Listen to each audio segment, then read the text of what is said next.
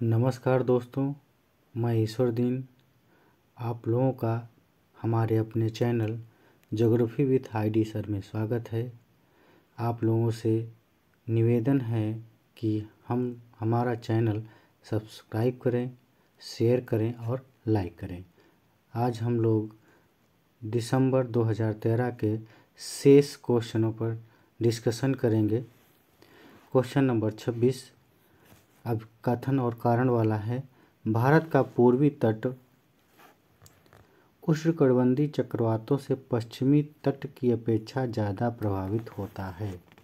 The eastern coast of India is affected by tropical cyclone more than western coast. देखिए ये India का map है और यहाँ पर ठीक कह रहा भारत का पूर्वी तट उष्णकटिबंधीय चक्रवात से पश्चिमी तट की अपेक्षा ज़्यादा प्रभावित होता है, यानी ये ज़्यादा प्रभावित होता है और अरब सागर वाला क्षेत्र कम प्रभावित होता है। इसका कथन ये है।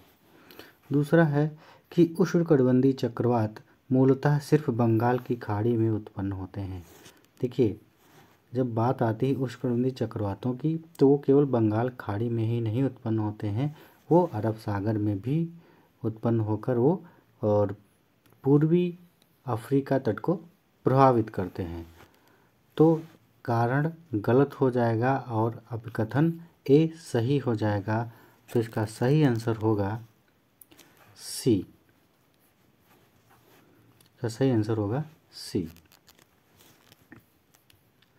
सूची का मिलान करना है कि hurricane, typhoon, willy willy typhoon. देखिए जो हरिकेन है वो यूएसए में आते हैं। चक्रवात को हरिकेन यूएसए में कहा जाता है। ठीक, जो टाइफून है उनको टाइफून चीन में कहा जाता है, विली विली ऑस्ट्रेलिया में कहा जाता है और टाइफू जापान में कहा जाता है। तो ए का तीसरा, बी का चौथा, आपका ए ऑप्शन सही होगा। फिर है कि निम्नलिखित में से कौन सा तापमान प्रवाल भित्ति जीवित रहने के लिए अधिक अनुकूल परिस्थितियां प्रदान करता है। तो 20 डिग्री सेंटीग्रेड से अधिक तापमान 20 डिग्री से 21 डिग्री सेंटीग्रेड ये तापमान सबसे अच्छा होता है। सूची फर्स्ट को मिलाना, सेकंड से मिलाना है। प्रवाल भित्ति यानी कोरल लीफ क्या है? जैविक महासागरीय निक्षेप है, गहरी समतल सतह है, शेल्फ तल से खड़ी ढलान है, सतही गहराई के साथ अलग थलग ऊंचाई है। तो जो प्रवाल भित्ति है वो क्या है? जैविक महासागरीय निक्षेप है। ये क्या है? निक्षेप है। वही बात की जाए सॉल क्या है? तो जो सॉल है वो है सतही गहराई के साथ अलग थलग ऊंचाई। वितली मैदान एब्सिल प्लेन क्या है? गहरी समतल सतह। ये गहरी समतल सतह है, सी का दूसरा। और जो महाद्वीपीय ढाल है वो क्या है? वो है शेल्फ तट से खड़ी ढलान, steep decent from the shelf bed. तो इसका सही आंसर हो जाएगा तो ए का फर्स्ट और बी का चौथा, तो ये हो जाएगा डी। प्रवाल भित्ति से जुड़े अवतलन सिद्धांत सब्सिडेंस थ्योरी की अवधारणा किसने की? यानी जो which among the following has postulated the subsidence theory related to coral leaf. तो ये अवतलन सिद्धांत दिया था डार्विन महोदय ने। सबसे पहले डार्विन महोदय ने ही अवतलन सिद्धांत दिया। उसके बाद इस सिद्धांत को डेविस महोदय से ने पुनर्जीवित किया था। इसमें कुछ परिवर्तन किया था। वही डेली महोदय ने दिया था हिमानी नियंत्रण सिद्धांत। इनका था हिमानी नियंत्रण सिद्धांत। और जो मरे महोदय थे इन्होंने स्थिर स्थल सिद्धांत दिया था। मरे महोदय ने स्थिर स्थल सिद्धांत दिया था। स्थिर स्थल सिद्धांत। तो डार्विन महोदय ने अवतरण सिद्धांत दिया, डेविस महोदय ने उसमें परिवर्तन किया, डेली महोदय ने हिमानी नियंत्रण सिद्धांत दिया और मरे महोदय ने स्थिर स्थल सिद्धांत दिया। ये सभी प्रवालविधि से संबंधित सिद्धांत थे। तो 30 का जो सही आंसर है वो है डार्विन महोदय। यदि एक स्थान पर 6:30 बजे ज्वार आता है तो अगला ज्वार कब आएगा? If a tide occurs at a place at 6 PM, when will be the next tide occur? जो नेक्स्ट टाइड आएगा वो आया था अगले दिन 6:26 AM पर। ठीक, अगला हमारा क्वेश्चन है, मिलान करने वाला है कि जो ज्वार है वो क्या है, सुनामी क्या है, गल्फ स्ट्रीम क्या है, लैब्राडोर धारा क्या है। देखिए, जो सुनामी है वो भूकंपीय गतिविधियों के कारण समुद्री जल का तरंग रूप में चढ़ाव, तो ये चौथा हो जाएगा। वही गल्फ स्ट्रीम क्या है, वो क्या है, एक धारा है, तो उष्ण एवं तुलनात्मक रूप से तेज बहने वाली सागरी धारा है गल्फ स्ट्रीम। लैब्राडोर एक ठंडी धारा है, ये जल का सर्वाधिक नहीं शीतलहर है, और जो ज्वार होता है वो उठाव घटाव होता है। तो इसका देखिए आंसर क्या सही हो जाएगा, ए का तीसरा, बी का चौथा, सी का गल्फ स्ट्रीम फर्स्ट और डी का सेकंड। तो ऑप्शन हो जाएगा सी सही हो जाएगा इसका। निम्नलिखित में से कौन पारिस्थितिकी व्यवस्था सेवाएं सहस्त्राब्दी पारिस्थितिकी व्यवस्था मूल्यांकन रिपोर्ट का भाग नहीं है? Which one of the following ecosystem services is not a part of Millennium Ecosystem Assessment MA report? तो उन्नयनकारी प्रोमोटिंग भाग नहीं है। भारत में निम्नलिखित में से किस स्थान पर प्रथम पक्षी धाम स्थापित किया गया था? तो पक्षी धाम वेदांतंगल में किया गया था। जो बन्नार घाट है ये कर्नाटक में है, कुद्रेमुख ये भी कर्नाटक में है, और केवला तो ये राजस्थान में है।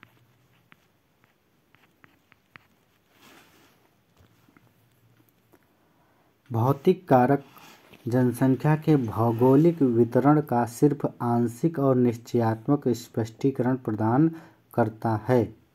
Physical factors provide only A partial and deterministic explanation of geographical distribution of population. कारण क्या कह रहा है कि मनुष्य बस्ती के लिए क्षेत्रों की अपनी पसंद में निश्चय ही निष्क्रिय नहीं होता है और सभी जगहों में उसने अपने वातावरण को कुछ नियंत्रण करने की योग्यता प्रदर्शित की है। तो देखिए, जो कह रहा है कि जो भौतिक कारक हैं जनसंख्या के भौगोलिक वितरण को सिर्फ आंशिक और निश्चयात्मक स्पष्टीकरण प्रदान करते हैं, ये तो बात सही है। वही मनुष्य बस्ती के लिए क्षेत्रों की अपनी पसंद में निश्चय ही निष्क्रिय नहीं होता है और सभी जगहों पर उसने वातावरण पर कुछ नियंत्रण करने की योग्यता प्रदर्शित करता है, ये भी बात सही है। तो ये दोनों भी बातें सही हैं, बट वो इसका परिणाम नहीं है, अभिकथन इसका परिणाम नहीं, तो इसलिए जो इसका सही आंसर हो जाएगा वो बी हो जाएगा। निम्नलिखित में से कौन सा केंद्रीय स्थान सिद्धांत में परिवहन सिद्धांत को इंगित करता है? परिवहन को इंगित करता है, तो जो परिवहन को इंगित करता है वो करता है K4। जो K3 है वो बाजार को इंगित करता है।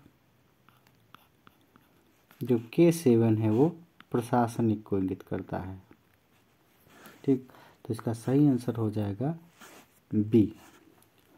सामान्यतया क्षैतिज विस्तार उत्तर औद्योगिक नगर की विशेषता होती है, अब कथन है। कारण है केंद्रीय नगर में भूमि की कीमतें अधिक होती हैं। Post industrial city is largely characterised bye horizontal expansion.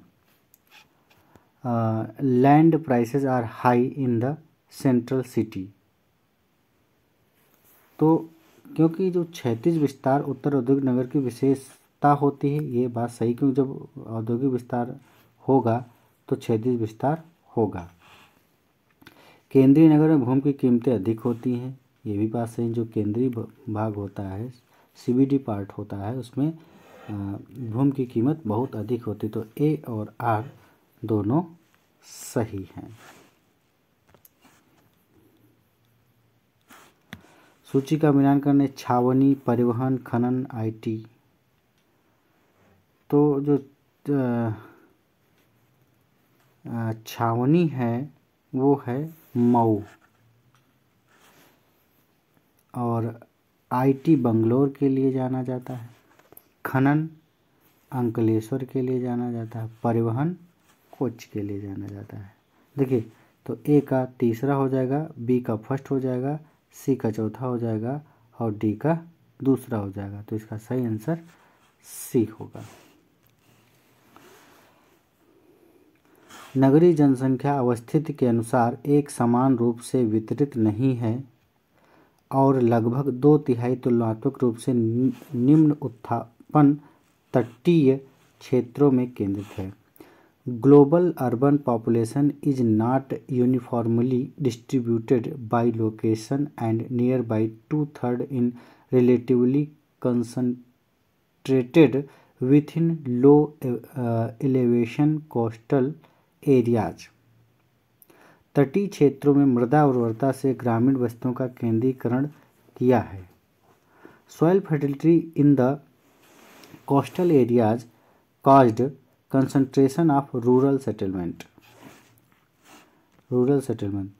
तो यहाँ पर देखना यह है कि जो नगरीय जनसंख्या अवस्थित के अनुसार एक समान रूप से वितरित नहीं है, ये बात सत्य है। वहीं तटीय क्षेत्र में मृदा उर्वरता से ग्रामीण बस्तियों का केंद्रीकरण किया है, ये भी बात सत्य है।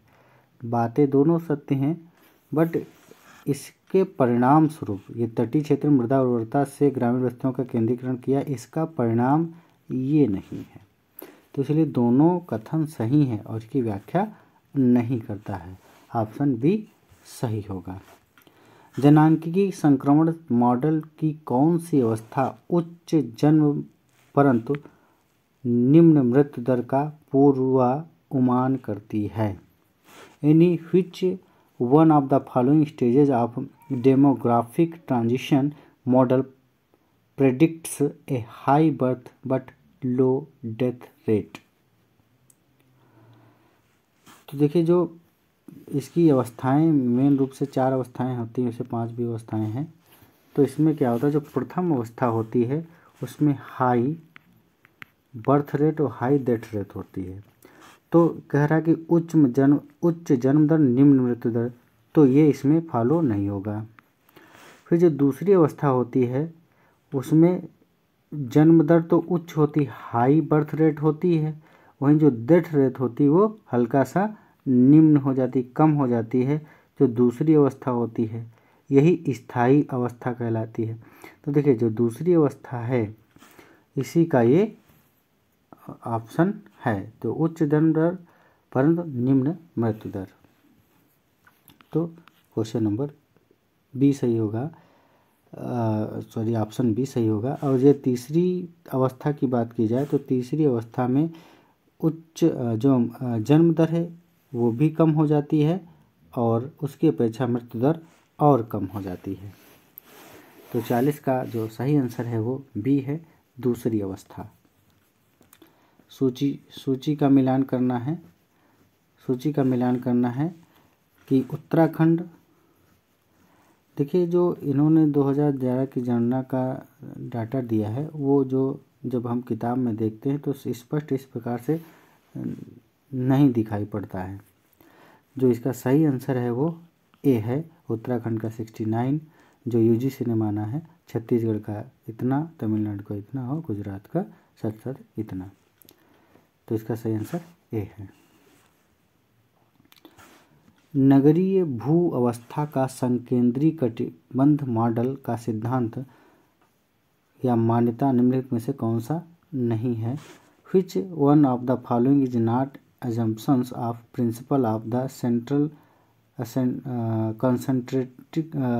concentric zone model of urban land case? जो कंसेंट्रिक जोन मॉडल है उसे बर्गस महोदय ने दिया था।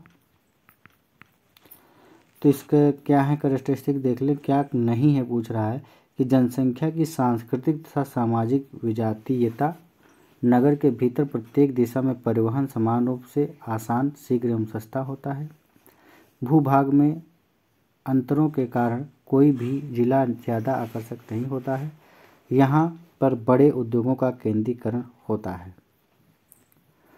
तो नहीं है तो जो नगरीय भू अवस्था का संकेंद्री कटिबंध मॉडल है, जहाँ यहाँ पर बड़े उद्योगों का केंद्रीकरण होता है, ये कथन सत्य नहीं है।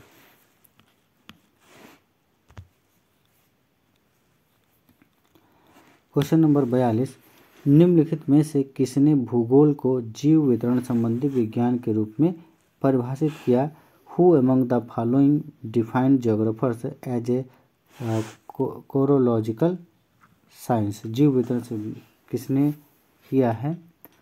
तो किया है हैटनर महोदय ने इसको किया है। फिर क्वेश्चन नंबर 44, काल स्थान भूगोल की अवधारणा को निम्नलिखित में से किसने प्रतिपादित किया? Who among the following has propounded the concept of time space geography? तो जो टाइम स्पेस ज्योग्राफी का प्रतिपादन, अवधारणा का प्रतिपादन किया वो हैं हैंगरस्टैंड। इन्होंने नवाचार सिद्धांत को भी प्रतिपादित किया। वहीं हैगेट और हार्वे ने मात्रात्मक क्रांति में एक लहर ला दी। क्वेश्चन नंबर 45, इसमें भी मिलान करना है, जो मुख्य प्रतिपादक और भूगोल दर्शन। तो गिब्सन जो हैं वो यथार्थवाद यानी गिब्सन रियलिज्म, और गेल के आदर्शवाद यानी आइडियलिज्म, और जो पीट महोदय हैं इन्होंने अमूल परिवर्तनवाद यानी रेडिकलिज्म, और राइट एंड किर्क वो व्यवहारवाद से संबंधित थे। तो ए का दूसरा और बी का फर्स्ट, सी का चौथा। तो इसका सही आंसर हो जाएगा सी। हमारा अगला क्वेश्चन है,